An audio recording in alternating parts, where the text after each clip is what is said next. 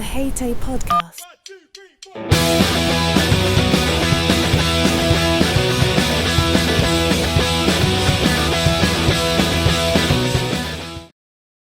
Hello and welcome back to the H.A.T.A.E podcast with me, Benjamin Madel. Today we've got our guest down under there again, Lee Machin. How are you, Lee? Good, mate. You? Yeah, it's all good. Thank you very much. And let's do what we do as always on this podcast. We dive straight in. Tell us how you got started in hairdressing, Lee. Through my mum. Through your mum. You going into the salon with your mum, or? No, I don't know about your. Did your mum ever kind of go shopping? Well, my mum used to. She doesn't anymore, but she used to always go. She'd always go to Safeways on a Wednesday at 7 o'clock. Did your parents ever do that? Or not really? I don't know. It was always in and out with my parents because they were sort of two it in terms. My dad would work in the day in the salon, and then my mum would work in the evening doing Yeah. mobile hair. So yeah, it was always. But She'd always Safeways was a fixture. Yeah, she'd pretty much do the weekly shop at Safeway on a Wednesday at about 7 o'clock. And I think one of the, like they'd see the same people in the supermarket every week. And it turned out it was the guy I worked for, Jason, his ex-wife. But she sort of said, must have said to her, we're looking for an apprentice in the salon. And then comes home and is a bit like, you got an interview. I mean, I was 18, 19, and I was like working in retail, and I was quite happy. And she's like, you got an interview at Jason Jones on Monday. And I was like, hey, the hairdressers? And she's like, yeah. I was like, and she's like, well, you're living under my roof, you can go for the interview. So I went for the interview, and I was like, oh, yeah. They're like, didn't really hear any. I don't know if I was actually that keen. They even picked up. Yeah. And yeah, weirdly enough, like literally went out. I'm from a small town, and I went out on that. I can't remember. I think it might have been a Saturday night, and I'm literally walking home. So there's like 3 pubs at the bottom of the high street, and then like literally 2 pubs either end the high street. And I'm coming home from the pub. It must have been midnight, and I hear this oi out the window, and it was one of the guys from the salon that I was been in for this job. Yeah, and they had like, I don't know, they invited me up to this party, and kind of got along quite well. I was like, this job might be actually all right. So yeah, they when they got back to me, took the job on. Yeah. So you got your job through going to a party then, Lee. That was the. And my mum going to Safeways. Yeah, your mum going to Safeways and then No interest. Nah, zero interest. Just it was like, yeah, kind of went to it was.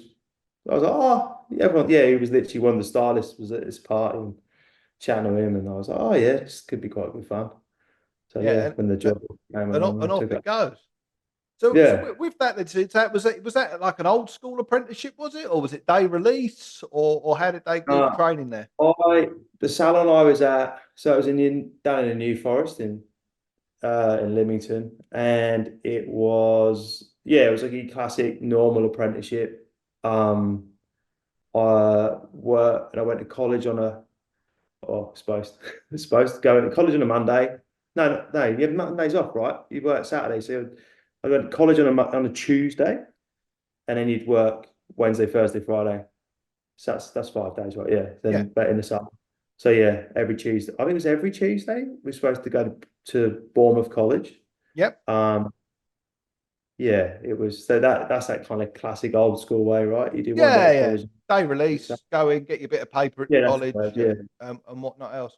So how long was it then with the training? Did you start there? So you started there, you did your training. What were you there a couple of years doing training, and then I started, so I reckon, I can't remember how old I was. I think I was like 18, 19. So I was there. So yeah, I went to, was it Jason's? And then I was there, I reckon I was there a year.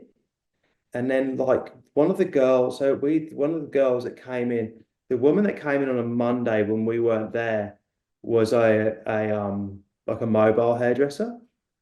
And I'm sure she was part of like, I don't know what it was. Some like, it might have even been the fellowship. I don't actually can't remember what it was. And she said, I'm going, um, I've got 2 spare tickets to go to some hairdressing show thing in London, and it was at the Charlotte Street Hotel, and it was with Beverly Cabela and Andrew Jose. Andrew Andrew Jose? Jose? Yeah. Yeah, it was them. And I mean, I remember going. I actually literally went to that, and I remember like I'd been to London once to like Madame Tussauds when I was a kid, and I think I was about I must have been 19. I think I could legally drink, so I'm sure I must have been 19. And yeah, we went to this Charlotte Street Hotel thing, and the first people out was Andrew Jose, and this guy came on stage. It was a him and another guy. I can't remember, and he did this like short haircut on a woman, and I was like, kind of never seen. I look back and I think he literally just twist cut the whole haircut. I can't remember, but you kind of never seen anything like that before. And I was like, oh, like, and so I thought, oh, this is quite good. So yeah, I was like, oh, maybe I should move to London. So I went up, yeah. So I went back, and it's just, oh yeah. So maybe it's only been okay. I can't remember. I was only recognised at Jason's about a year. Went to this show. I was like, I need to move to London, and it's all kind of like email even wasn't a thing then. Yeah. So I must have run. I think I'd sent a CV. I sent a CV to the only hairdressers I knew of were Lee Stafford because he used to be on This Morning, Yeah. and Nikki Clark. So I sent a CV to Nikki Clark and a CV to Lee Stafford, and I actually heard back from Nikki Clark really quickly. So I basically just got on the train from my parents, went up to London, had an interview at Nikki Clark. They offered me a job, and then through my old retail job I had before I'd started it, Jason's, the woman's daughter lived. She was in the uni up there, so I asked. She had like a spare sofa I could sleep on. So I literally just thought, oh yeah, I just moved to London, took the job at Nikki Clark. I was there, I reckon. I reckon I was there about 5 days. Oh, okay. So it was a long Yeah, lasting and job there. Then, yeah. then I heard from Lee Stafford, and I was like, that's where I really wanted to go. So yeah, I had an interview there, and yeah, and I was at Lee Stafford for, I reckon I was there probably there for 18 months. Okay. So that was pretty good. Yeah, I kind of moved around a fair bit. Yeah. Like I can't. How Yeah. was the transition though, coming from sort of small town south coast of England up to London for you, especially at that age, sort of 18, 19? You Oh, know, pretty well. yeah. Was it a big? Was Yeah. it sort of? Was it easy to sort of go with, or was it something you found a little bit more difficult? No, nothing really. No, I can't remember. No, it was fine. Like it was difficult in terms of like, I think it was on £120 a week. Yeah. So Uh, what year is that roughly? Just so people can get a sort of rough idea of how much it's obviously £120 a week now is, it'd be impossible to live, which it obviously yeah, I reckon wasn't it when was you were. about. So I went to college before I went to college when I was after school. I went to college and I actually did the BTEC National Diploma in uniform services because I was going to join the RAF as a navigator. Okay. Yeah, so that finished out in 2000. So I reckon that would have been about 2003. Okay. So about 20 years ago. Yeah, it was before the before the salon. Do you remember the salon? Yeah, I remember the salon. Yeah, it was before Lee did the salon. Okay. But once I was there, he went on to do the salon. So yeah, it was pretty good. Like I remember, yeah, it was because obviously I was at Nicky Clark. I was literally reckon I was at Nicky Clark a week. Yeah. And the interview came in for Lee Stafford, so I went there, and yeah, it was weird because obviously I think I was young, but yeah, the it was yeah, it was we no, I just trying to remember we had like one of the girls, we had one girl that worked there free. It's really funny. It's like, you look down the line and think, oh, this is why I ended up freelance. But there's a girl that was there freelance. She used to like she used to like look after Blue. Do you remember the boy band Blue? Yeah. When Dane they were Powers. huge. Yeah, no, that was the other one. Oh, was it? That was at another level, wasn't it? My boy Yeah. band knowledge escapes me, Lee. Oh, mine's amazing. Yeah. Yeah. She used to look after Blue. So they used to come in the salon. I used to have, do you remember that band Feeder? Yeah. Buck Rogers. Grant from Feeder used to come in. Yeah. Simon Le Bon. Okay. We used to have loads. I was like, I was literally like a rabbit in the headlights in that place. John Leslie. John Leslie, Was- before he was cancelled. I'm like, yeah, Yeah, it was amazing. Yeah, it was amazing. It was a really good time. yeah, Yeah, I was there for a good couple of years, and then I just could. It's really funny. It's like I think I was on about 120 quid a week. I was living on a sofa, and I think I've been there for about 18 months, 2 years. I was just so broke, and I think the bus back then was like it's crazy. It was like 120 quid a week, and I think the bus was it a pound? It's a pound to zone one and 80p to zone two. Does that sound right? yeah, roughly about right. It's a little bit before my time, sort of Oh, going in and okay. out of London. So it was Yeah. like, yeah, And I wanted to save money. So the where I was living at the time in Putney, there was a hair associate. yep. And I've heard of them for weirdly enough because Lee used to do Lee's best mate was Paul Merritt. Do you remember? Do you know that? Paul Who Merrick, yeah, used to yeah, Yeah, he was the hair associates guy. And I remember seeing his hair associates, and I was like, oh, maybe I said, oh, I must have obviously thought, do you know what, if I could walk to work and not get the bus, I could save £12 a week on bus pass, which is yeah, yeah. crazy. But We think that's yeah, 10% of your wages then, though, isn't it? yeah. So I went there. I actually went. So yeah, so I actually went there, knocked on the door. It was closed, and the guy said, "Oh," I said, "Oh, have you got any jobs going for like a junior?" And he said, "Yeah, we have, but we're actually not going to be hair associates. We've actually come out of a franchise. We're going independent." And I was like, "Oh," and I was a bit scared of, like. I had this thing about trying to work, like Lee Stafford was a name. And the reason why I left where I was from is I had this thing about, wanting to work at somewhere like with a name. And I was like, oh, I spoke to the guy and I went into the trial and they were really nice. And they actually did a trade test. And they're like, oh, what we actually do is we start you on the salon floor as like a junior stylist. So this is probably it's about 3 years since I'd started, I reckon. So kind of normal. And they said, "Oh, we trade test you." So they trade tested me, and yeah, they said we put you on the salon as a junior. Obviously, then the money was better. Yeah. So, oh yeah, I'll give it a crack. And yeah, that's the first time. Like I loved where I was, but yeah, actually, those independent salons, you're not a number, you're a person. Does that make sense? Yeah, absolutely. Yeah, it's a much Yeah, more of a community feel, a family feel, for want of a better phrase. yeah, But yeah, like they used to. They really took me under the wing. Like Friday. It was quite often on a Friday night. They'd kind of like I'd go to theirs for dinner. I think they could deep down could see I probably wasn't eating very well yeah, because I was kind of burning the candle at both ends. But yeah, that was probably the first time that I'd probably made it was like you just like you say, it's more of a family sort of feel. yes, And everyone then knows everyone, don't they? It's as you are yeah, working with the guy that runs it, and he's also the guy most likely who's cleaning the floor and doing everything else. So you sort of in with those people who are sort of at the larger salons. There is sort of more of a corporate hierarchy, I think, isn't there, a yeah, lot of the time? and I never really. I mean, I had a lot of, I had quite a few. I feel like I did have a lot. I had a lot of jobs quite quickly. Like, I started in back home. I was there for maybe 18 months. I went to Leeds. I was there for maybe 18 months. And then it was called Ash, the salon actually. And I was there maybe again 18 months. And I think it's that hunger of I kind of wanted to try maybe get somewhere within we used to get hairdressers journal sent to the shop and creative head and stuff like that. And you kind of think I was like, you kind of want to be in I wanted to be in it.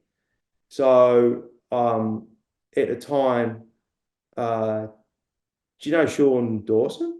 I know Sean No, Sean? Dawson, yeah. Yeah. So Sean, if you ever used to pick up Hairdresser Journal, there was always Sean was meant to be always in it.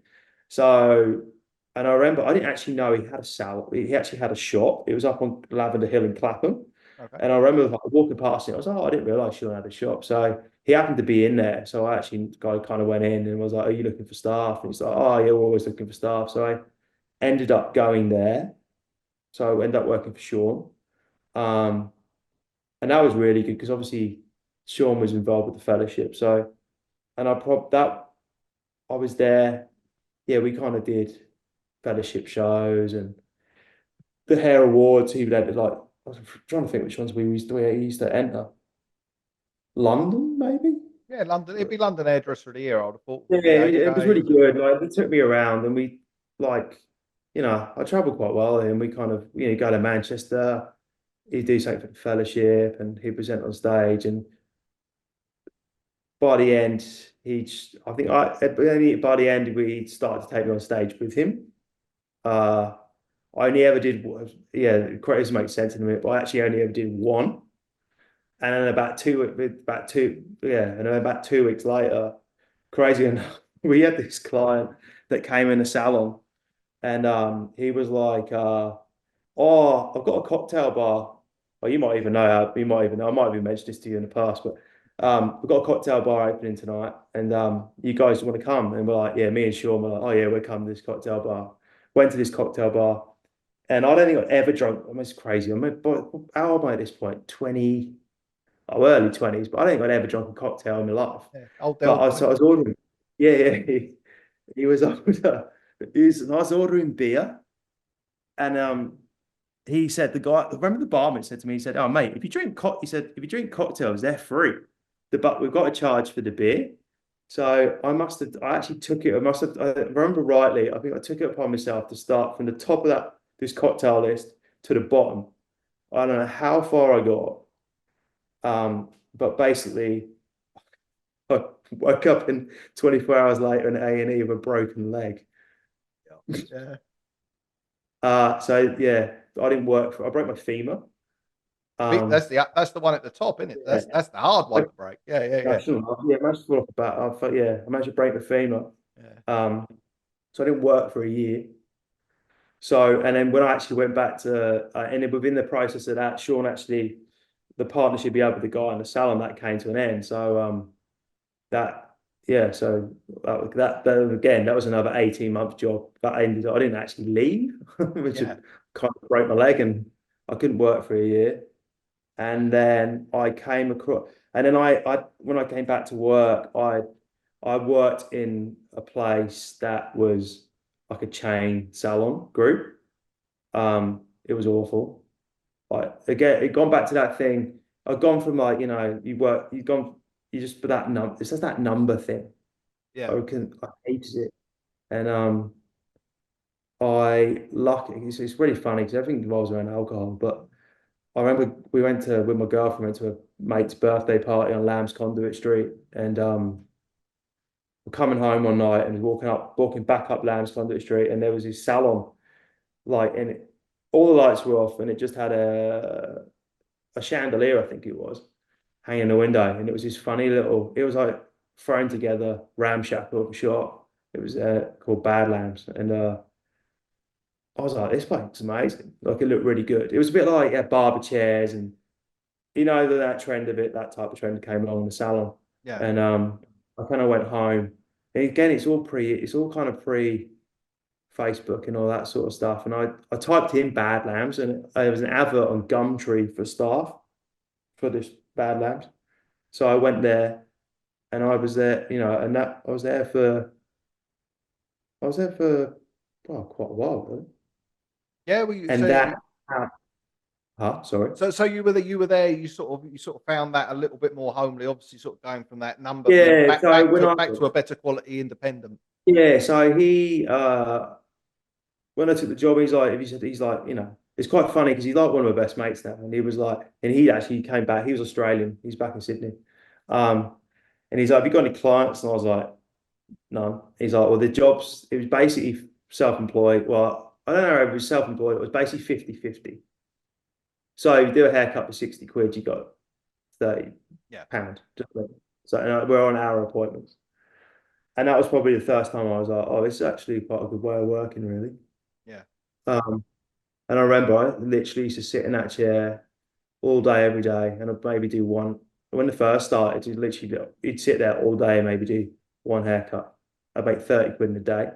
Yeah. But I just stuck with it because and then, eventually clients came in, and over the months, you kind of build it up. but yeah, that was probably the first time I'd actually ever worked anywhere financially, just been like, yeah, this is actually kind of like how I kind of like to work, maybe, you know. Yeah. How did you find building up the clients? Because obviously you're saying there this is like pre-Facebook, sort of early internet. There was nothing. Like, Yeah. it's kind of weird talking about how it, yeah, because Because it's not it's that really long hard. ago, is it? Really? Nah, like MySpace was the thing, but you weren't building up clients with MySpace at the time. How did I build? Mate, I just sat there. Yeah. Like Tony, that I worked with, he kind of like ping off me off a few clients if I'd been there, sat there all day. He'd be like, just do a couple of mine, you know. But Yeah. I just sat there. Literally, I didn't go flyering or Yeah. anything like that. It was quite a busy shop. I think that's the other thing. It was like, I think so. It used to be he was in there on his own for a while, and because of the shop, the way it looked, people just came in Yeah. because it was like, it had like a red velvet curtain. It was pretty good. It was a bit, trying to think best way to describe it. The only other, do you remember? No, it was. Do you remember Tommy Gun salons? Yeah. Yeah. It was They nothing. still, It was nothing like Tommy Guns in a way visually, but that same setup. yeah. It was like we had three. There was three Belmont barber chairs. Yeah, it didn't look like a hairdresser's, I suppose. Yeah. It was This is sort when of that, yeah, when everything kind of that trend did come along, where it just didn't look like a hairdresser's, and I think people were pretty intrigued. And then, yeah, it was good. I didn't, yeah, I just didn't really build up clients. yeah. They just came, oddly enough. Yeah. And then uh that's how, but working in there is how I end up working freelance for a Yeah. client again. So I had a client that came in and she said, "Oh, have you ever thought about doing like fashion photo shoots?" And I was like, I mean, again, it's free, it's pre-internet. Like I was aware of it because you buy ID magazine and things like that, and you'd see the names, the Sam McKnights and the Guidos and blah blah blah. Yeah. But I had no idea, had no idea how you get into it, Yeah. and I Something didn't. other people did. Yeah. Yeah, it was, and I didn't even think it was achievable. I didn't really know. I had no idea how to get into it or anything really, because it's not like now you just jump on Instagram. It's not hard to really find how to get into it. Yeah. And she said, "Oh, you should contact." So she worked at Paul Smith, and she's like, "I should contact the guy that does the hair for that." And I was like, I think she was going to put me in contact with him. And I was like, "Oh, that, yeah, didn't want to really put her out." And I was like, "No, no, that's right. I don't. I'm not really that interested."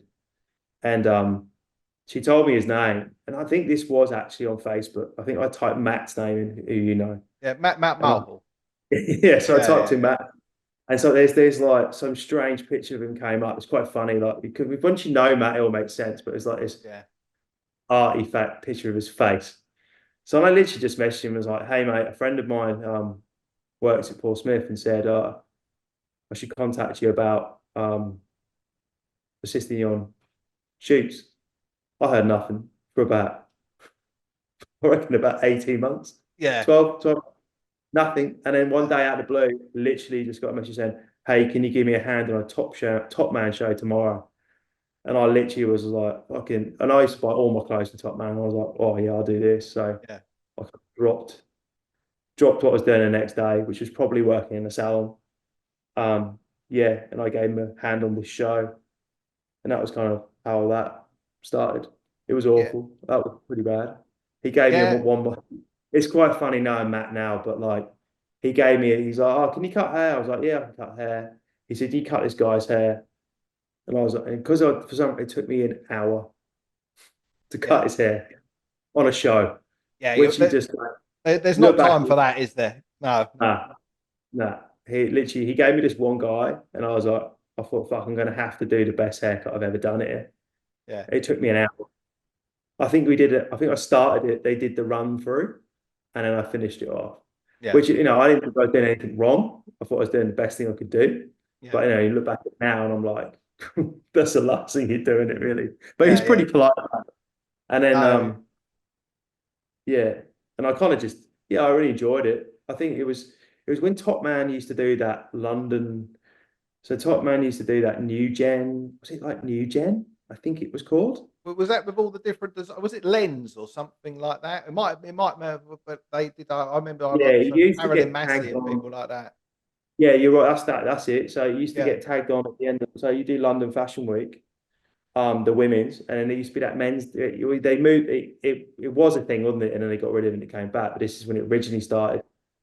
And I remember there was me. It's quite funny because I was like, yeah, it was right. It was Top Man Design, so we were doing Top Man Design, and then there was two others. I think it's Christopher Shannon and yeah, someone else. And yeah, it was good. I was like, wow, this is quite, I think Duffy was doing the other hair, the guy, yeah, and I was like, I've seen him in magazines, but yeah, it was, and then that's how I kind of got into it. Again, yeah. I was like, whoa, good, but So that was your first sort of foray into the session world. So you sort of, yeah, that was the now, first time like I'd you ever say, done it. it's very different now, isn't it? You go onto your Instagram or your Facebook, whatever. You can generally sort of get involved quite easily, Yeah, in a way with that. But from there, so then how did it evolve from there? Then, so you did this one show with Matt, and then after that, badgered. you I just badgered, badgered him. yeah, Badgered him just take me on anything you take me on, really. yeah, Because the guy, I was lucky. So the guy when I was working at Bad Hams, he was really good. He was like, you can if you want to go off and do that, just have to make the time up elsewhere. So if I was I'd just go and I'd go on a day if I was off on if I had a shoot and I'd go into the salon on a day off, to yeah, cover the clock. But he was really good like that, and yeah, I just badgered Matt really and Karen. I just to yeah, be like, yeah, it must have been a nightmare because obviously I joined Karen later on, and you don't really know options that in advance. And yeah, I'll be like, has any got anything next week? So yeah. And he took me on, I was with Matt for Christ, I reckon I was with Matt for like nearly 4 years. 3 years? yeah. At least three. It's a long time, isn't Yeah. it? It's a long time in that world. Yeah. And yeah, well, yeah, and he kind of it was like relearning as well. Yeah, because Like it's a completely, very different skill set, isn't it? Sort of working in yeah. the salon to then working on shows and shoots. Yeah, and like Matt predominantly, obviously, and that's how I kind of got into the men's hair because obviously Matt was 99% of the time doing men's hair. And I mean, I could cut men's hair, but I learned probably the same as you was like scissor over comb, and I'd never picked up a set of clippers in my life. I was scared of them. Yeah, And he obviously, yeah, I learned loads. I mean, I was with Matt for about, yeah, 3, 4 years. So we used to go on, yeah, it was good because like you do, you work a lot for free. Like we used to, a lot of editorial. I think I did that top man job. I badgered him. I actually think the next job I hadn't done any editorial assist. So I think the next job I did was a top man campaign. I assisted him on a top man campaign, and I got picked up. So I think I got the option. Karen was like, "Oh, can you option you for this with Matt?" And I was like, "Yeah." And I think it was like, I think I got £100. I think it was a 3-day job and I got £100 a day. So I was like, whoa, it's 300 quid yeah, for decent three money. days. I Yeah, was like, yeah, and they picked me up in an Addison Lee taxi yeah. and dropped me off in an Addison Lee taxi. I thought that's how it was going to be for Yeah, the we've made whole. it. Yeah, Whoa, this is amazing. I get picked up in a cab, given 100 quid. They supply catering at lunch and like breakfast time. always And the I was best like, bit. gee. I was like, yeah, the cater's best bit. And I was like, wow, this is amazing. And then 2 weeks later, I think it was like, you got a day's editorial at Matt, and it was in like, oh, you have to get it. And I was like, oh, waiting for the cab details and the payment. And he was like, no, you don't get paid, and you Yeah, have to yeah, make your own. But it was fine. yeah, It was pretty good. Like, yeah, I had a good time. And then we got in that, yeah. I mean, I love like I'm trying to think, did that, and then obviously the shows as well. And again, that was a different, that was a different world then because social media, like you'd only ever see, well, I don't even know how you saw shows back then, but I think it was like style.com. Yeah, but you or I didn't. suppose clothes show, and then you would have Yeah, I you would can't see the remember. stills. I'd assume more than anything else in like Vogue or Yeah, Elle or any of those type of things. yeah, and we used to go to Milan and Paris, and we'd go for nearly 2 weeks. Like back then, Matt was doing, we'd do two a day, I Yeah, reckon, two or three a day, and a test. It was pretty good, but it was amazing. Like, yeah, yeah, it was good, and it's a way you got an insight into, and it's, yeah, it was just a different world, really, especially to yeah, how it is now. And you didn't yeah, know, you don't know it, it was just like, yeah, it was new stuff, and yeah. It yeah, was you learn. all new and interesting things, and it's sort of. I'm glad you touched on it, sort of the less glamorous side of sort of session world, because I think it's easy to see sort of these wonderful, cover shoots and big shows and fancy stuff, But sometimes it is very much, you're getting the train to the last stop on the line and then getting a taxi another 3 miles into the country. You're not making Oh any yeah, money. yeah, yeah. It's You know, nothing like you see. Yeah, yeah. yeah, I mean, I assisted Matt for, yeah, I think it must have been about 3 or 4 years, and then the only jobs that paid. I mean, it's changed now, and I get what in it. I get it's changed, but back then it was like the only stuff you made got paid on was if you're sitting on like a campaign or you went and did the shows in Milan or London, and the rest of it it was just your time. But I mean, you learn stuff. yeah. Especially working with And someone like Matt, with men's hair. yeah, I mean, I'll get him yeah, on here at some point. We'll talk about it, but yeah. like there ain't a lot he ain't done with men's hair. No, and it was It's you learn different stuff, and you learn how to, it's kind of you pay to go to university, right? You know, yeah, you get taught, so you just the same thing, really. I think. I yeah. don't know. Oh, I think so. And it's sort of, It's like, good. you're building contacts as well, and you're doing all other manner of things whilst doing it. Yeah, And I especially don't think. when you're younger, Yeah, you're able to do it. yeah, and I don't know if I'd get. We used to do a lot for Fantastic Man magazine, Yep. and that was my first job that I did on my own. Like, but I would have never got that if I hadn't assisted Matt. I think Yeah. like I would have never had it. I don't know how. Yeah, so I don't know if I'd have had a.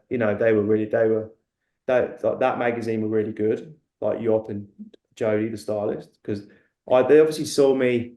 I mean, they used to see me all the time. At one point, we used to be there all the time. We did a lot of stuff for Fantastic Man then. And yeah, and they were like, "Oh, can you?" They were doing this thing. Do you remember? I mean, the magazine's changed now, but do you remember it when it first started? It used to all be black and white. No, it's once Fantastic again a Man. little bit before my time. Yeah. It's So not much, Fantastic. but a little Yeah. So bit. that magazine when it first, I mean, everyone's different, but I mean, as far as men's fashion magazines went, when that came out, I reckon that it was like the best one, Yeah. personally. Like, and yeah, and then they had this. Yeah, so I did my first job for them, which is quite funny when at the back of it because it was actually I knew before I went, but it was actually cropped. So Okay. the so it was actually well, it wasn't cropped. It was They used to do this thing called I can't forget what it was called now. But the bit at the front, I can't remember what it was in the magazine, but it was all just it was unrec to a degree. You could never physically figure out who the model was. Okay. So it'd be like um, glasses and watches and but they're so particular, but not so much now the magazine's changed, but it was very particular. So it made you quite, but what it did do, I suppose, is, they would be quite, it might be cropped just to this part of your head, but Yeah. they're pretty about how it was. And then on that side, obviously, it made you better at like grooming, like the skin and then that. Like I'd never had any training in like because that was everything. With the men's world, you can't really get away with just doing the hair. You Yeah. kind of need to do the whole thing, like the skin and even to the nails. By the end, like I wouldn't say I was a manicurist, but I could kind of. Yeah. You knew your way around it. I mean, you were the one who taught me how to do makeup. Or Huh? grooming. Yeah, you were the one who taught me how to do the grooming and the makeup. Yeah, You know. yeah, it was good. Yeah. I mean, I learned through Matt. Yeah. Um, And then later, and then when I started doing my own stuff, I had a friend who was a makeup artist, and I was kind of like, she was the opposite. She was doing a lot of makeup, but she was actually doing a lot. She at the time she was doing a load of music work, and she'd go on music jobs, and they wouldn't want the haircut, but they just want it like trimmed around the ears and stuff like that. And she didn't know how to do it, so we kind of just used to swap. She'd show me how to do skin, and I'd show her how to do haircuts, really. Yeah. But yeah, I mean, it that was that's good. something as well that sort of a lot of people might not be aware of, especially in the session world, is you do need to sort of be almost a bit of a jack of all trades. Yeah, Sometimes, like you say, you're a hairdresser, and then you went into the mm, men's, and then it was we have to learn a bit of makeup, to learn a bit of manicuring. It's a handy skill to have, as you can yeah, work out a little bit better how it all fits together, can't you? yeah. It depends. Like in the women, like it depends where you are. Like in London, the women say, I think it's changing. Like it used to be. There's so many different ways, right? I mean, you got the Sam at nights, the one that do the hair, and you got the makeup. There's different things. I think within that session world now, or the freelance world, you can obviously there's the real high stuff where you specialize, but there's this lower stuff. There's commercial work. We need to be able to do all of it, and yeah, like over here in Australia, like I mean, I don't do any of the women's stuff, but the women's here, you pretty much need to be able to do both. Yeah. Like you wouldn't survive. But some do. There's a couple, but most people do Yeah. the whole thing. Few and far And between the ones who just do one or yeah, the other and whatnot else. So and so after the levels really good. yeah, Like so of a they're high really good at standard. yeah, they're really good at hair and they're really good at makeup here. And I think, but it's the same in Europe. Like there's plenty of people that do both that do it. I think that's the thing. It's even harder now because the level's really good and Yeah, like they could do everything. Um, I don't think I could do women's makeup, yeah. Oh, I don't know. You could have it for sure. certainly, certainly on a I'm, Friday or a Saturday night. I'm out. The To be honest. so after you finished up sort of with Matt there, you've been assisting because then you went out on your own. You just touched on the fact that you started. You did your first job for the Fantastic Yeah. Man on So your own. when I How was long was it yeah. before you started out on your own entirely? Mm, I reckon I assisted Matt for about 3 years. I assisted for about 3 years. And within that time, by the end, I was kind of doing bits and bobs, but that was kind of stuff through through Matt, maybe Yeah, most of the stuff. He'd stuff he put me up for. I do bits of like, yeah, he'd like be like, or and then it just kind of evolved. I think he yeah, kind of slightly gave me the boot to a degree. yeah. So shuffling you out the door. Not in a bad way. I think he kind of just give me the boot and got someone else in. I think I don't know. I've never asked him if he could to give me the boot or just was a bit like time to move on. Probably just drove him mad. But yeah, it just evolved really. And then you just pick. It's funny. You start like um you do. I'm trying to think. When you were doing the assistant, there'd be a stylist assistant, and eventually they kind of move on. So you kind of all you just ended up working with the assistants that you'd met when they were assistant. Like the stylist, you'd get a job. Oh, I'm trying to think what I did. For example, but yeah, just like there was a guy called Will who was an assistant for a stylist, and I ended up working with him quite a lot just because I'd met him whilst he was an Yeah, assistant stylist. And the it, same with photographers, like a yeah, it, photographer's assistant would start shooting on their own. So they'd be like, oh, it's just you don't realize at the time, but you do actually make contacts. yeah. It moves in Yeah. groups, doesn't it? Like you say, it's like you tend to work so that everyone's got an assistant pretty much on a job. Let's say you've Yeah. got your makeup, your stylist, your photographer, like da da da da. And it Yeah. tends to sort of there's the group of the main photographer, the hairdresser, the makeup. They all work together, and then sort Mm. of it tends to move in another block. So then the assistants all work together, and then as it moves on, their assistants all work together. It's a very Yeah. connected thing, isn't it? Yeah. And you see it like even now, it's quite funny. Like, even like when we did, even like I tell you, I'm trying to think. Do you remember Joe? We used to have the lad that used to assist us on shows at Xenia. Yeah, yeah, yeah, yeah. He's doing really well. He's Okay. he's back. You think, oh yeah, it's probably I mean, he's doing with me quite well for a while, but it's quite funny. You're seeing them guys come through. Yeah. I mean, he's been for a while, but you're like, oh yeah, he's quite funny. And I remember when he turned up with that Kevin Murphy stuff. Yeah, We're yeah. like, No, no, he's a there's good nothing wrong lad. with Kevin Murphy. There's nothing wrong with Kevin Murphy, but I was like, he loaded it up with Kevin Murphy and water sprays don't get along. And I was like, oh my God. But yeah, That's unlike you, it's Lee. doing really well. Yeah. I don't know what it is for that product. Unlike you having the panic on. So then you stepped up and sort of went on your own. So then you went to, did you work on your own independently for a while? Did you go straight to an agency? No, I was quite lucky. So no, because I'd known Karen for ages for assisting, and I hadn't been on my own for very long. And then she kind of just contacted me and was like, "Have you thought about coming on?" It just happened Yeah, because she was finding me stuff. She was kind of finding me stuff off the books, like smaller things. yeah, Like funny, like it made like one page editorial. Like at the time, it'd be like the smaller stuff, which would be like a one page, literally a one page editorial, like which not most people not, the guys that are on the books probably aren't bothered by. yeah, It's just like, it's just literally a one page editorial for something, there's no money, blah, blah, blah. But you just take it because, yeah, yeah. And that's the way that that's the only way I knew how to do it.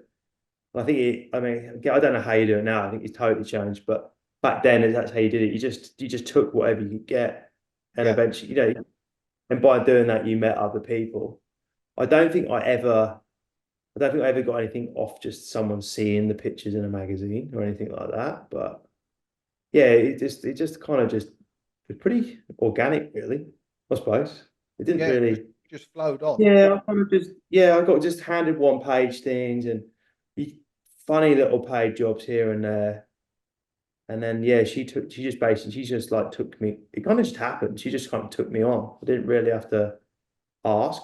Yeah, And yeah, it just kind of, and then he just, yeah, so it's really hard. I just, best way to describe it, right? She just put me on, but once you join the book, she obviously then the commercial work starts coming in and she just would put you, I think you just book jobs through old jobs. yeah. Did then anyway, I don't know now, but, I'm sure it you still just, works a very similar way. As you do yeah, one like, job, somebody likes that style, that sort of world yeah. or ethos, and it moves on from there. I was quite lucky because she got me into Mr. Porter quite. So it's quite funny. He's like Mr. Porter when Mr. Porter, she got me into Mr. Porter when it first the closed website when it first started. She got me in. She had a contact there, obviously, and she got me into Mr. Porter really early when it first started, Yeah, and the talent bank they use like photographer wise and stuff like that is actually pretty high. So like I was like editorially, I was kind of doing, editorial. I was probably working with people that met through assisting, but she got me into Mr. Port, the commercial work. But through that, I was kind of meeting photographers that were kind of a bit more higher level. Um, and I think I was pretty lucky there. And obviously, then they would like get me to do other stuff. Like yeah, it was pretty good like that. I mean, I think I got, yeah, you met some pretty, I think I've met, did it, yeah, it's weird. It's like, I'm trying to think, like I did like a job for Mr. Port, like a commercial job with Jacob Sutton, who's a photographer who's like really good. And yeah, did that and then got like 2 weeks later, he booked me for something else and it kind of worked like that. yeah. I was So, you, I've so you're been working with pretty that. lucky, to be honest. Like, I actually look back at it, it's hard work, but I've actually just been, it's it's luck a bit of it sometimes, I think, or Oh, just being at the right spot. but yeah, but I always think you make your own luck because you keep turning up. It's like you say, Yeah, that's all. how many people would not, how many people would turn their nose up at doing like a one-page editorial in the back end of Yonder, Yeah, but for no money? yeah, Loads of people would. But if you turn up, no, it's like, it's another thing, yeah, isn't it? If you'd have kept saying no to those jobs that Karen was offering, you know, Mm. or said no a few times, then Yeah. they wouldn't have booked you on for other things, and it wouldn't have evolved as it did. Yeah, I just kind of, yeah, persistent, I suppose. Yeah, Yeah, just keep kept, turning up, innit? yeah, you just keep, yeah. Some point, someone to take you on board, Yeah, surely. exactly, exactly. That's what I just keep turning up. Something will happen. So after that, so you started doing the sort of the tours. How long was it before you started getting your own shows? Uh, that came, that was quite, I mean, I did shut, so I shut, I actually, I started shows quite quick because, um, it's just people that you kind of worked with. But that was, I was used to, the show environment was totally used to because I did it for years and years and years, every 6 months, just go and do it. And then, I'm trying to think how I started. The show thing wasn't, yeah, it was quite quick because it was like someone that I knew, like the young, I think was doing like the Central St. Martin stuff, Yeah, the end of year. So I started, you kind of got it. I remember did one of those. Actually, no, I lie. My first show was actually something with Jodie Barnes, but there was a, yeah. No, my first one actually was with Jodie Barnes, but for Tim Saw, I think, and I was absolutely bricking it because it yeah. was like, so it was actually a pretty, he's a really big stylist, and I don't know what, he was just like, who I knew, he knew me through Matt, so I don't even know why I ended up doing it or how I got on it, but I did. One of And those then, yeah, things, you though, just, it just sort of happens yeah, sometimes. It's maybe yeah, Matt was gonna do it, but he wasn't available, or whatever else. And it's oh well, Lee's doing stuff now, and yeah, I think it was just like, yeah, the few people kind of took you under the wing. Jodie was one of them. And I think, yeah, and then okay, they did a couple of like, yeah, I can't even think how many. I mean, I've done quite a few. I just can't remember them all. And then just the sort of bigger merge stuff, into one. the bigger stuff did come in a bit later, like the Zenyas and the stuff like that, and the Yeah, Masoni's. Yeah, it was kind of the Zenya came in, yeah, late. Yeah, they were like the bigger stuff definitely came in later, yeah, which I'm glad because if I'd done it quite early on, I reckon I'd have lost it. yeah. It might But might not have happened again. Because it's obviously a very for those who don't, it's a very different environment doing a show to an editorial. Especially mm, as sort of a hairdresser or makeup, especially when people are leading. Is like yeah, doing an editorial, you might have one or two assistants, and it's you generally yeah. know who they are. Did you find that a difficult thing to sort of transition into, having sort of more of a team of assistants and perhaps people who didn't know working with you, or sort of you weren't sure of what their work was going to be like? Um, I think from for assisting on before, I knew straight from the start. It's like you can't do the one thing I did learn from Matt is you can't Matt, you've worked with Matt. Matt will try and do all four times, You do right? everyone, yeah, Yeah. yeah, I quickly learned that you can't. I was like, you just can't do it. Well, I physically can't do it. So the minute I had any show, is you just make sure the team. You'd have like core people in your team. yeah, Um, and I'm trying to. So I was quite lucky that obviously well, Tom. So I yeah, was used to work with Tom. I used to work with.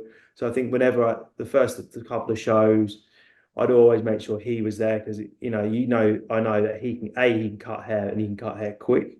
yeah, Um, and then I was quite lucky because the guys, some of the guys like Fabio, he came on board. I was, yeah, yeah, I knew people from the assisting world, and I was like, oh, hey, can you give us a hand on this? And they're like, yeah, people are pretty good, yeah. they'd help you out. And So it I helped, had Fab. obviously, with you assisting before that you were picking up these other people, like you say, Tom Yeah, was very good, Fabio was brilliant. It's like and that, it made it easier to cope with.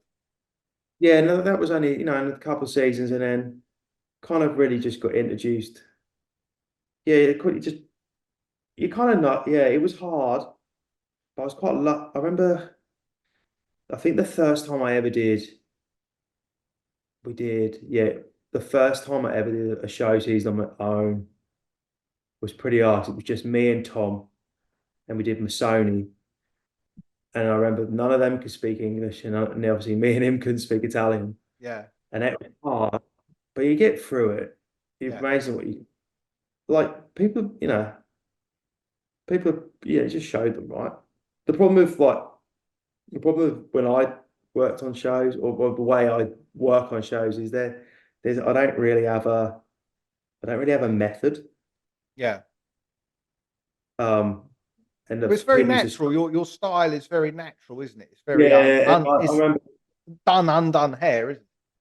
yeah, and I thought it was quite funny. I remember I'm trying to think who it was. It was one of Reno's mates. She gave us a hand on a couple of shows, and she didn't want to come back because she said it was too hard. And she was a really good hairdresser, but Okay.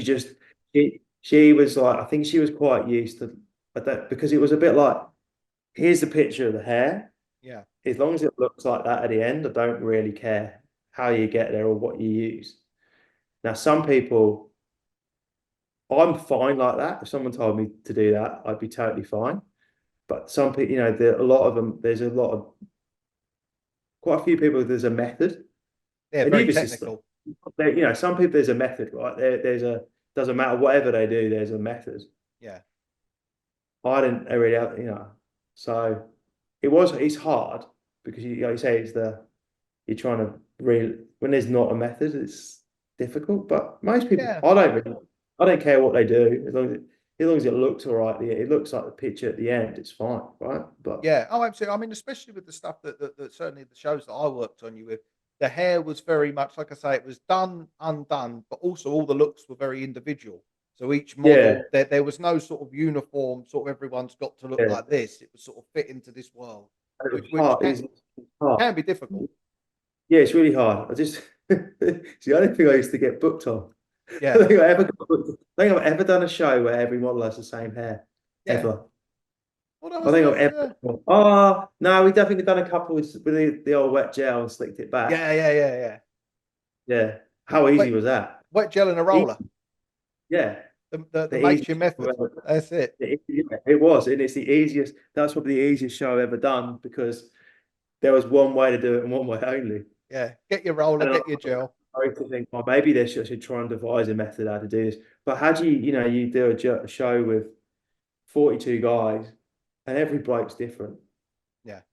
Not one, you get 42 blokes and not one of them has the same. They've all got different hair, but they've all kind of got to look the same. Yeah. You can't really devise a method to do that, really. No, it'd Um, be very hard work to do that. It would be. yeah, and that's when you quickly realise you kind of need a decent team around you. Yeah. And I was I was quite lucky, really. I was obviously had Tom who could cut hair, um, Reno, who you know, Yeah. and then, yeah, and then I don't. You think he came along pretty quick? I don't. I was Yeah. only done a I couple. did Miss Only with you. I don't know if that was like the first one you'd done Miss Only. Yeah, I think he got no, definitely done one or two before because Yeah. I maybe That's done the one Moroccan before. oil one.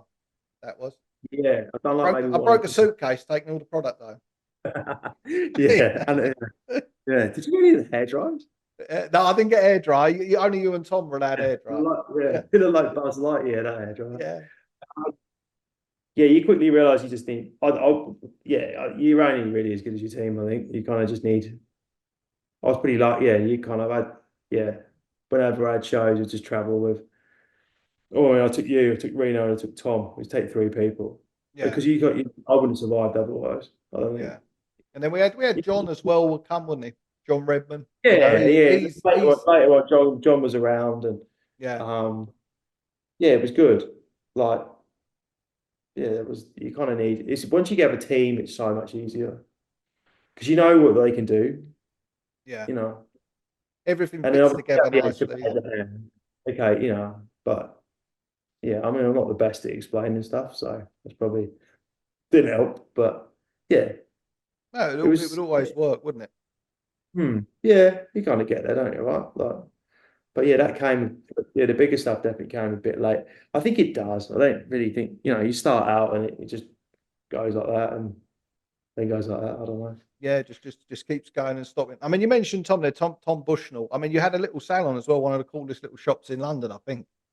Yeah, At the time, you had to know about it, but it was a cool little well, salon. yeah. To the When point did now, that come about? So the shop that no one knew about, that a barbershop Everyone actually went to.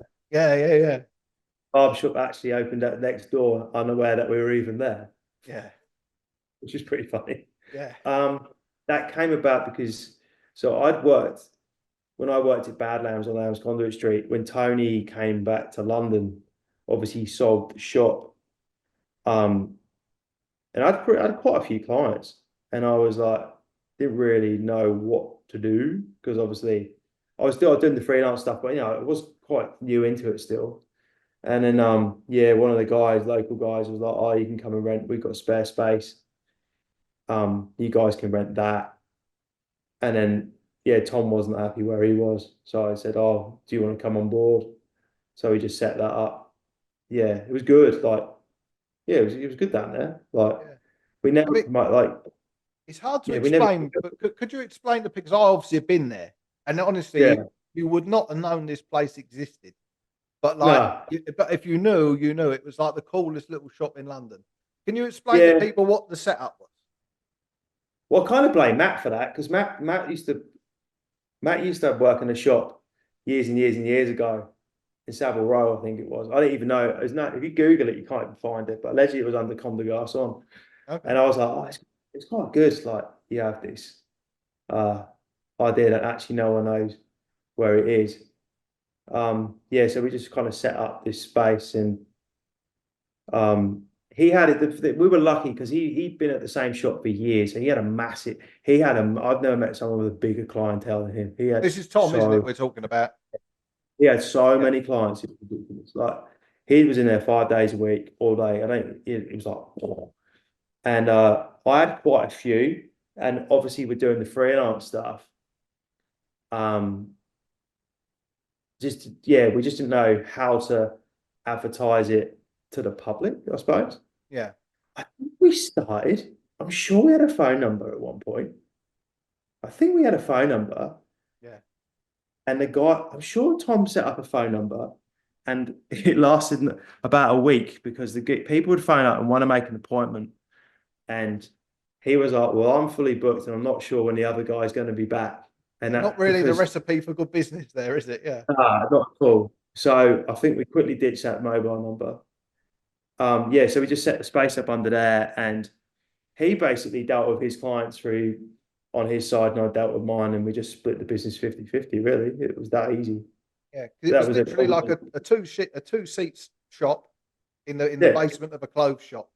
yeah, The only time you would know there was a barber shop, you'd have to go into this clothes shop, and then you would yeah. sort of turn to the left, I think it was, and there was a little sign that said barber Yeah, that shop was quite that with a was little that was arrow. 2 years to have that song. Yeah. Yeah, yeah, yeah, it took us 2 years to get our head around putting that up. We quite liked it, I think, deep It's down. cool. But It was a the brilliant little whole shop. time, yeah, the whole time we did think about going above ground. Yeah. And we're like, well, it was just too hard because it was actually different. That's the problem with the freelance stuff is your availability. Yeah. I was lucky that the clients I still had kind of could deal, but they were used to it. Yeah. Like I kind of knew in advance what I was doing, but we just couldn't. He had no space, Yeah. and if a new client books in for a head, books that he phones up on the Friday to come in on the Tuesday, and between Friday and Tuesday, I get a freelance job, and you bring up a new client and say, "Oh, I'm not. Can I move your appointment?" Yeah, there might be no problem, but when are you going to be? I'm not. I'm not. We can't do it for another 5 days because I'm out on jobs for 5 days. Yeah. You just got to build up a bad reputation, really. Yeah. So we just That's the physically difficult bit. couldn't do it. Yeah, It's like you say, you get a new, if you've got a client who you've done for years who sort of understands what else you're doing, yeah, it might be a bit easier. Whereas if you're, like you say, you get a new client, sorry, mate, I can't do it today. When can you do it? no, Oh, I can do it tomorrow. Oh, no, actually, no, I can't now do tomorrow. It's like, it becomes a problem. yeah, Obviously, people might go elsewhere. So how long yeah. did you have that little shop for? Oh well, good few years. Um, the only reason we shut it down was because obviously I moved here, Yeah, and he kind of by the end, like the shop was amazing, but by the end, the freelance work I just got busier and busier with the freelance stuff, and by the end, I was probably only in there one day a week, and yeah, Tom was in there like 5 days, and he basically got lonely, I think. Yeah. So Yeah, he came. exactly. It was quite funny. Like we were, it was quite it was pretty mutual because obviously we're good friends. But he was like, oh, he didn't know we were. I mean, obviously, it was just weird timing that I was coming out here. But even before I'd even told him that, he's like, oh, I'm gonna go and work somewhere around the corner. But basically, because I'm lonely, Yeah. and I was like, oh man, it's fine. It's like I think I'm moving to Australia anyway, so it was kind of it was Yeah. fine.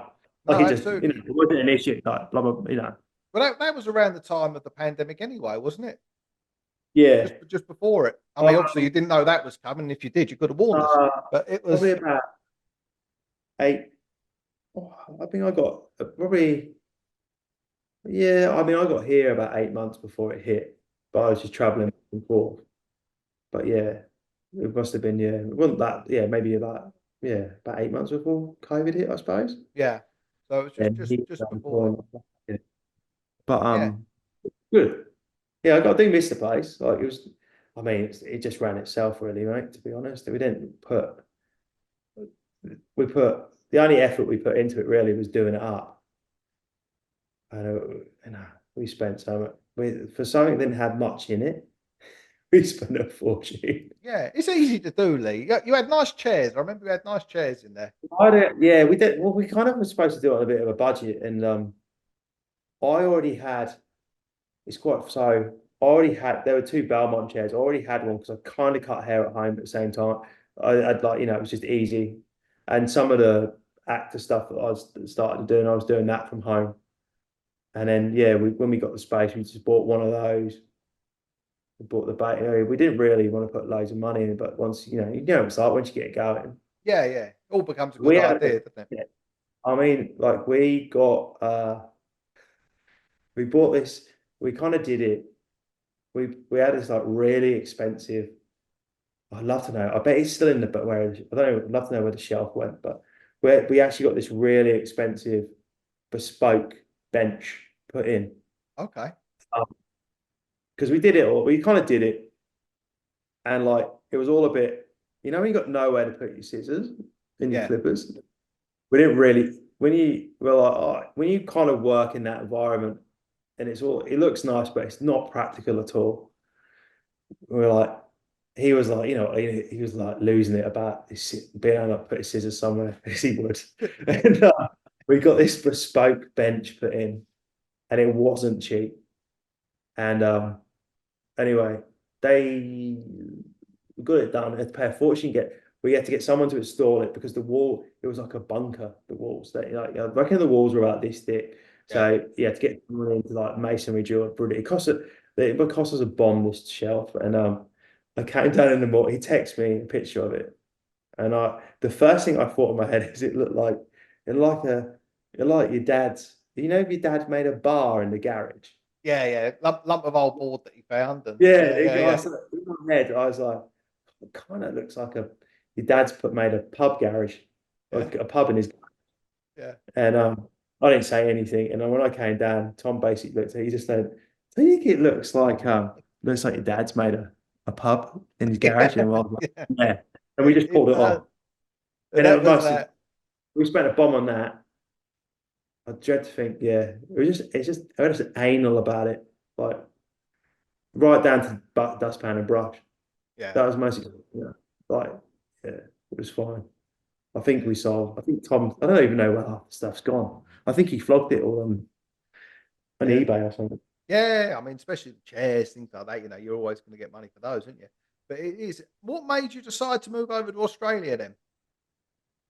My girlfriend's from here, Yeah, um, and it's always been in the back. It's always kind of been. You've always thought about it, um, but I'd have never made the move. She made the move, not me. Like yeah, she kind of got offered a job here, and that was kind of, and I was like, oh, like, yeah, and we just give it a crack, really. But I How was how so, how have you found yeah. the move work wise? Oh, nightmare. Yeah, Like it's been hard.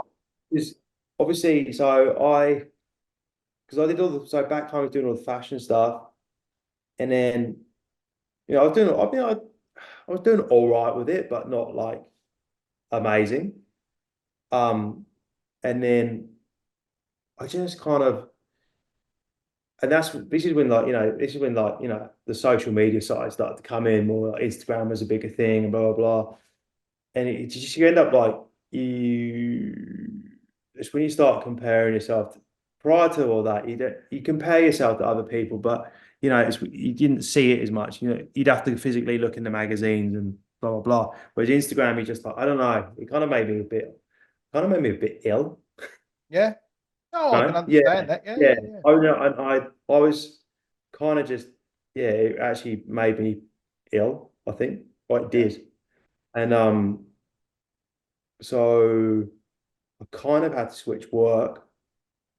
So I did again. It was a Mr. Porter job, and I did a Mr. Porter job of an actor. Um, and I'd never kind of thought about working in that world, Yeah. like the acting stuff. And I did a job for that, and so I worked with him. And then a couple of days later, actually, I had another option with the same actor. And then that world kind of snowballed. And Yeah. that was kind of my main source of work right up until coming out here. And I was quite really happy in that world. Yeah. Because you were touring all over the place, weren't you? Yeah, Doing yeah. this. I mean, it wasn't just overcoming for haircuts. You were going on. Yeah, What would the phrase be? Would I have like premieres everywhere? You were going off yeah, doing sort of the world tour of the premiere. yeah. It was really good. It was kind of a bit, in a weird way, it was a bit like working in a salon. Like you kind of you do the you do the whole thing. You do the hair, you do the skin, and whatever, the nails. But you kind of did it. You did what they, unless it was a fashion editorial. Most of the time, you just did it how they wanted to look. You'd be like, "Oh, how do you want your hair?" Yeah. And it was weird. I'd go and do a job, and I'd turn up. You'd sit them in a chair. You cut their hair, style it, do the skin. It's kind of like working at the shop Yeah. in a way. It's like your job was to please the client, which was obviously the actor. Yeah, because Um, that is a very different thing. Because essentially, you're doing a standard editorial, for want of a better phrase. Is the models' hair, how they want their hair is last on the list, isn't it? Really, yeah, yeah, you know, yeah, yeah, you get it to look in the vision of the stylist or the advertiser, yeah. whoever it might be. Yeah, and the actor world was kind of where I felt. I think it's definitely where I felt most comfortable. Yeah, Yeah, you don't. It's just I did. The thing is, you're not judged in the fashion world, but you think you are. I think, or I yeah, thought I was. I don't know. I just you just make it. It goes around. It's your own doing, right? It's your own. Yeah, and I yeah. kind of Well, fell into that. it's such a it's a business rather than the personal side. So it's like when you're working with actors and whatnot, it's generally because they like the way you do their hair and you get on with them. Yeah, It is very much that hairdresser client relationship. yeah, Whereas yeah, whereas when you're doing a show or a shoot for maybe a brand, it might be nothing to do with whatever you've done. It's just they want to go in a different direction or they want to do this. It's yeah, business, but it's hard working yeah, coming from a business where everything is so personal to sort of yeah. separate that. So you do Oh, feel like you're being yeah. observed and judged. Think, oh, did I do that well enough, or was it this? Was it that? Hmm. Like yeah, you'd work with a set of stylists and do commercial work and have editorial for ages, and then all of a sudden you don't do it anymore, and you're Yeah, like, "What did I do wrong?" And it's not always. I mean, sometimes it is, but yeah, there are other times, like say the photographer changes, or just people change teams, like it happens, yeah. like, Someone's and got yeah, too it's expensive, so they think, oh, okay, we're going to go with this it's person, really or hard. Like, you do take it personally a little bit, yeah, most of the time it isn't. yeah, But yeah, it don't. Yeah, it did literally do my it literally did my head in. I think, yeah, and yeah. then Oh, it's very difficult. yeah, the actor side came again. That it kind of just naturally happens, and then yeah, that built up pretty quick actually, because I I was you do a job of an actor, they get rebooked, and then they have a publicist as well. So then that publicist obviously looks after more actors, and they get you in with another one, and then I'd go and do a junket with one actor, and there'd be another publicist from another PR group, and they'd be like, "Oh, who's this guy?" And I was like, "Oh, blah blah blah," and then they'd get you in to do, and then before you know it, you got 5 different publicists booking you for different. Yeah. It was pretty busy with it, really. Like I traveled loads. Like you wouldn't have, yeah. Yeah, And then you wouldn't have thought that that's an avenue within hairdressing that there is. You know, I mean, it was never an avenue I planned for yeah, yeah. sure. I didn't even know it existed. No, Um, you know, exactly. I mean, even as someone who was in the industry, is sort of not until sort of I saw and was speaking to you, working with you, and whatnot else, that I knew that stuff was sort of there. You yeah, know, especially sort of this world traveling press junket. You know yeah. that there Oh was. yeah, yeah, it's pretty good. I remember I remember, yeah, you kind of like, you get some mad situations. I remember I literally, I can't remember where I landed in, I can't remember where I landed in Luton or Stansted. And I came back on a private jet, actually. Yeah, that's Um, your standard yeah, traveling, basically. Yeah, yeah, yeah. I got this like, yeah, it was the first, it was actually, oh no, it was the second time I was on one. No, it wasn't, it was the first because I managed to, so I was on this jet, you're on this private jet, and my phone goes off, and it's like, when you get you get the notification from Addison Lee, Yeah. and it was like, oh, your taxi will be waiting when you arrive. And I can't remember if it was Luton or Stansted, but wherever it was actually, to get back in an Addy Lee is a nightmare. So I cancelled the cab because I thought because it's easy for me to get the train. The train's actually quicker than the cab. Yeah, mucking about, sitting in And traffic and yeah, things. and Yeah. I get off the private jet, and the woman's going nuts because there's 10 people and 9 taxis, and they're like, "Where's your taxi?" And I was like, "Oh, I've cancelled it." And I didn't realize that when you fly in a private jet, you actually have to get a taxi out, or some form of vehicle has to take you off the runway. Oh, okay. Yeah, So yeah, I didn't you know. were. Obviously. Yeah. But yeah, so I'd have to actually just I end up sitting on this private jet for about 25 minutes, Yeah. drinking, waiting for this Waiting. Addison lady to turn up. Which then I think even then I managed to make him kick me out of at the train station because I was like, it's so much quicker. Yeah. And the next day at 6 a.m., I was I was back at that same airport on a Monarch flight to the Canary Islands on holiday. Yeah. No speedy board, no nothing. And I was like, Jesus, 24 hours ago, I was on a private jet Yeah. eating curries, and 24 hours later, I'm on the bog seats on a Monarch flight Yeah. for, Tucked right up I the think, back, knees up by your yeah, the ears. flight Yeah. cost me 6.99, but getting to the airport at 4 in the morning cost me about 40 quid in the cab, which one of those type of things. And Yeah. Yeah. No, I was a bit definitely. of a pinch moment. I was like, bloody hell, this is a bit weird. But I mean, it does give you yeah, those situations, doesn't it? Those sort of working in that sort of the fashion world and things like that. I mean, some of the things that we went to, it does. It sort of, you think, crikey, this is a bit, isn't yeah, it? You know, it's like, I'm used to the we've lamb had and we've had flag. a few, yeah, yeah, we've had Yeah. a few situations. You're like, this is nuts. Yeah. Yeah. I mean, Some there of was those like, I think the one that sticks out in my mind, we had that Xenia show where it was outside of Milan, so they bust everyone in, and they had the great big mirrored runway over the lake. yeah, I mean, it was like, you're thinking, my word, this is like out of the yeah, world, isn't it? yeah. It's, Was that the one we couldn't get back from? We had to walk we nearly miles. didn't. We got very lucky. We got the last shuttle bus. Yeah, What was it they were plying us with? Aperol. It was the yeah, free yeah, yeah, Aperol yeah. bar, wasn't it? And we got our money's worth. That Is was that the one where it snowed? Well, no, that wasn't No, where it no, no. snowed. This was summer. This was summer. Yeah, But yeah, it was. It was brilliant. that So now you've snowed. moved down. Now you've moved down to Australia.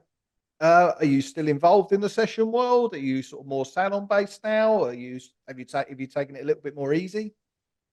So no, so I came out here probably about 8 months before COVID hit, and I didn't really tell anyone that I'd moved in Yeah, the work world, um, because that type of work I was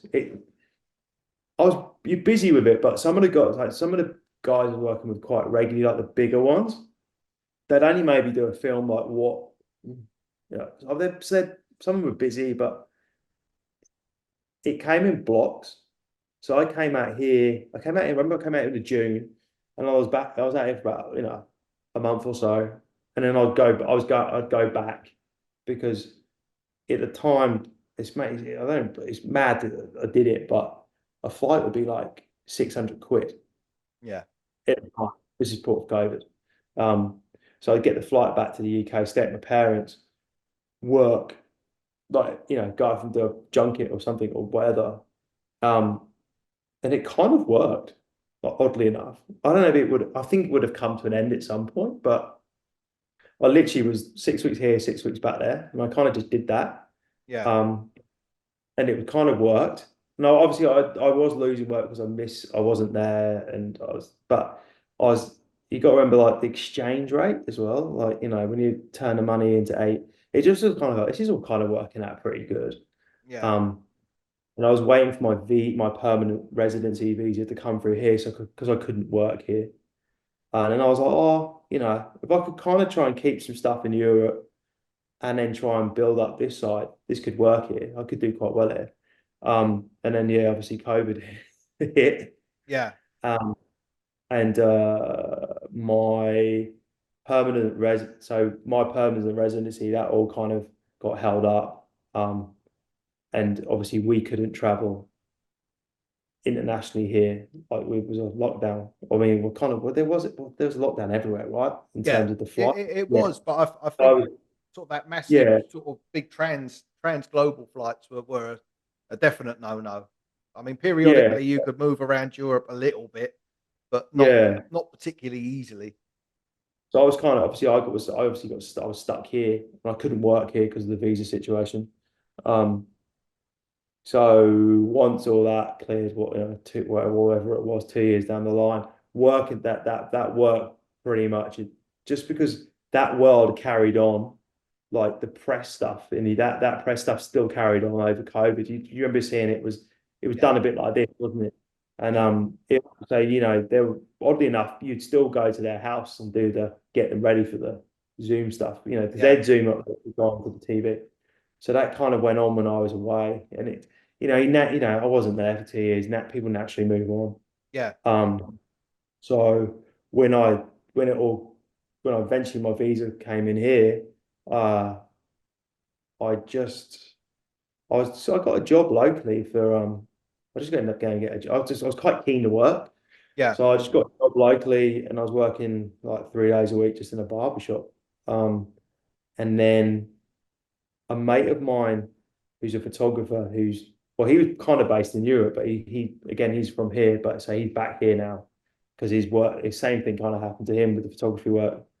Um, he rang me up and said, "What are you doing?" And I was like, "Oh, just surfing loads and cutting hair." And he was like, "You're not doing any shoots?" I was like, "Mate, I kind of tried to get an agency out here, but obviously, I knew no one at all.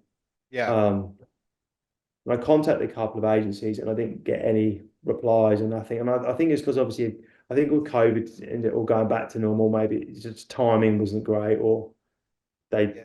they might But not have been interested. I don't know, but all a little bit shady. Well, because nobody really knew how it was all going to turn out afterwards. Was anyone going no, to have any money?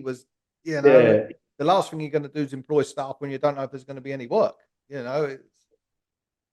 So he put me in contact with a woman that's a producer. Um, and I think she used to be a hair and makeup agent, but I don't actually, to this day, I don't really know the ins and outs of it, but she's a producer, and she's gonna find she finds me work, basically. She's like an agent, but not an agent. Yeah, Here's a bit different. It feels like you can't do one thing. Like, you know, if well, I mean, what I was doing even in Europe is pretty niche, like only doing menswear, yeah, which you're never going to be that busy. But I was busy enough. But obviously here it's like super niche.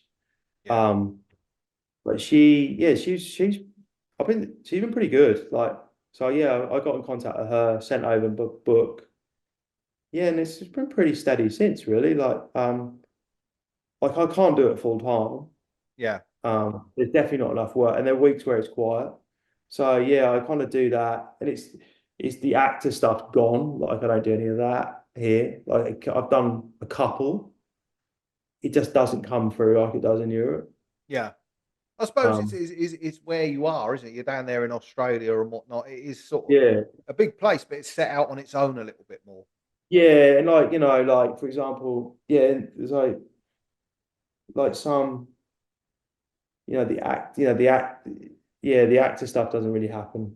I think it's hard because obviously, you've obviously got the Hemsworths and people like that here, but they've got people that have worked with them for years, I think, Yeah. So how am I? I'm not, you can't really, there's only a small talent pool here, Um, but saying that, I've done a few things, but most of it's fashion here. Okay. So I've kind of feels like I've gone full circle. Yeah. Because You've by had, the end, yeah, when I left the UK, I barely did. I did a few shows. I barely did any fashion work by the end. yeah. It was all talent actor based, and yeah, it was a bit weird going back to it really because you kind of, yeah. So now, yeah, it's mainly shoots, Yeah. and then and then I work in the shop 2 or 3 days a week as well. So you kind of just, I just do it to make it, you make ends meet, right? Yeah. Are you enjoying that sort of because it's obviously very varied now. You're working in the shop, you're doing a bit of a shoot here, a bit of a shoot there. Do Yeah, you it's enjoy kind of that the sort of same. varied aspect to it? No, because I was kind of doing the same back home with the Yeah. shop with Tom. Um, but yeah, it's definitely a bit. It's just less. I mean, I've not been doing it that long out here. I suppose I've only been doing it a couple of years. It's just it's just building up the client. You was in London for a long time, so you kind of build up the clients. Yeah. It doesn't happen over. It doesn't. It didn't never happen. It didn't happen overnight. I mean, I suppose if I asked my girlfriend, she's like, it took years and years and years and years to kind of build it up. Yeah. Even the acting stuff took a long time. You don't suddenly just get loads of, you slowly build it up. So it's the same here, really. It's just like, what I do here is really niche. Yeah. So I think, it's obviously when you're going to be in a niche, it always takes a little bit more time to get going. I think as well yeah, when you're older as well, like you're saying, when you first started out freelance and you were sitting in the shop waiting for clients to come in, when yeah, you're 20 something, early 20s, it's like yeah, it's easy. But then when you're a little bit older, maybe 25 or however old you are now, yeah. like And I've been employed for a long time, but like, I mean, the shop I work in, I'm employed and I'm on like an hourly wage, yeah, which is yeah, fine. You start at a start time, you finish at a finish time, which I hadn't done it took me a long time to get my head around it yeah. No, because it is difficult. I had been like that for a long time. I Yeah. mean, it's fine. Yeah, it works good. Like, Yeah, no, I'm, absolutely. It's difficult to go back to that, isn't it? Is especially like you're saying, you like surfing and things like that. It's like before you see a little gap in the calendar, you think I've got a couple of days I can get away here, hmm, but you don't have to think about it. Whereas now when you're working for someone, it can be a little bit more. I know where you are yeah, now, you can go surfing on a week, go whenever you like. But it's like you still have to sort of fit in with what other people want, and that's something it's hard to adapt to again. That's for sure. yeah. I literally, I don't think first of all, I'm technically that on that side. I'm employed. I don't think I've been employed as like, yeah, Yeah, I don't know, I can't remember the last time I was employed. yeah. Is It's that quite nice. it's You hard, know isn't what it? you get in a week. Yeah, it is hard. You know what you get in a week, I suppose. That helps. Yeah. But yeah, No, that's it. you just adapt, right? Like the market's it's the same. It's different, but it's the same, right? Like you go on a photo shoot for a fashion brand here. It's the same as going on a shoot at a fashion brand Yeah. in London. Photo shoot's a It's just photo shoot, isn't it? less of it here, really. Yeah. But it's in good stuff. Yeah, like I did a country road 50-year thing out here the other week, which was pretty good. Yeah. Um, yeah, and you meet people. Like I did a job. It was quite funny that one. Like, yeah, actually, it was the first time I've not because obviously being out here, I haven't worked with many hairdressers, and it feels like I haven't worked with many hairdressers in years. Yeah. And this road job was it was it was it was like multiple locations, and there was loads of models, and I ended up doing. So they actually employed two of us. So there was one guy doing the women and me doing the guys, and yeah, it was pretty good to work with another hairdresser for a couple of days. And Yeah. you kind Freshens it up, of, doesn't it? Keeps it all going yeah, and and learn new stuff. You know, yeah. like, That's the actually thing. probably learn. more in those 2 days of that in years, I think. Yeah, well, because I think as well is because you were predominantly men, weren't you? You did men's. Yeah, That's what you done. So obviously, the sort of you came back, you sort of getting back and seeing the women's side a little bit more. You know, things would have changed, things would have moved on, things would have yeah. adapted. I think so. I was trying to. I keep thinking of dabbling back in it Yeah, because I tried it, obviously. yeah, Um, but yeah, you kind of, I don't know. yeah. Well, we'll see how it all ends up. I'm sure we'll have Yeah, you back on again at some point, Lee. That's about yeah. us for the time being. Thank you very much, Lee, for coming on, giving your time All and right, mate. whatnot. And if you want to Well, find Lee, you find him on the Instagram and whatnot, and we'll link that in the description below. Thank you very much, Lee. all right, cheers. Have a good one.